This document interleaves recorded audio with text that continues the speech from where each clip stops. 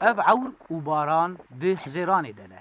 İsmaîl Xello cotkarek ji navçeya Qamişloyê dibêje. Ew di temenê xwe yî dirêj de. Di hezêranê de baran nedîtine. Genimî wî şil bûye û nikare biçîne. Niha li hêviya ziwabûna genime da ku carek din patozê tê xenav de. عداوي نار في قش هاي تعداي الكمونة هي خاص ناس قل كمونة فحمين تشوتين والجنم جيته قلقي خورده جنم بشكه سنبلي قشت كمان عرضه والجهة جيته سنبلي كمان عرضه والزراعة قشت عدا أنا كي هي شو برانا وقت أنا بيت عداي قشت عداي كوبلي بس في درس بامبو دبو هو بامبو جودابونا دمên barîna baranê yek ji encamên guherîna geşûhewayê ye. Got ev yek rasterast bandorê li berhemên çandiniyê dike. Di encam de ewlekariya xwarinê dikeve metirsiyeke mezin de. Rêveberiya xweser jî tekez dike. Li hember van guherînan hemû derfetên xwe dixin xizmeta cotkaran.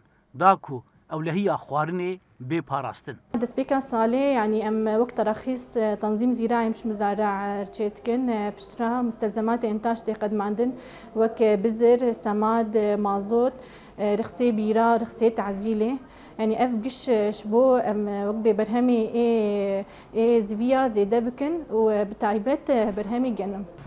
Di encama guherîna geşûhewayê de ewlekariya xwarinê ji bo 5 milyon kes li Bakur û Rojhilatê Sûriyê di jêr gefeke mezin de ye. Diyardiyeke din ya guherîna geşûhewayê zihabûna çeman e. Çemê Xabûr got bi temamî ziha bûye. Ne tenê ji ber sedemên jîngehê. Li Tirkiye jî roleke wê di zihabûna çeman de heye. Çemê Firatê dibin heman gefê de ye.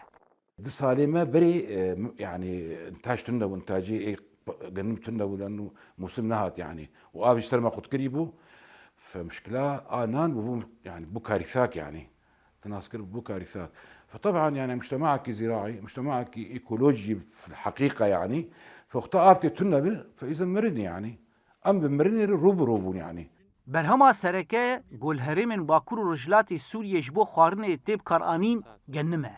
Li gorî netewên yekbûyî nêzîkî 12 milyon kes li Sûriyê rastî bê ewlehiya xwarinê hatine û pêwistiya bilez bi alîkariya xwarinê li Sûriyê heye. Li herêmên Kurdên Sûriyê got îsal pêşbîne 1 milyon ton genim ji cotkaran were wergirtin. Heger rêveberiya xweser bi xwedîpîlanên serkeftî bin di bikaranîna vî berhemî û hêvkêmanî têra 2 salan bike. Bi taybetî duwarê tov û ar de. Got ev her du dibin bingeha ewlekariya xwarinê ji bo 5 milyon niştecihên Bakur û Rojhilatê Sûriyê. Zana Umer dengê Amerîka Qamişlo.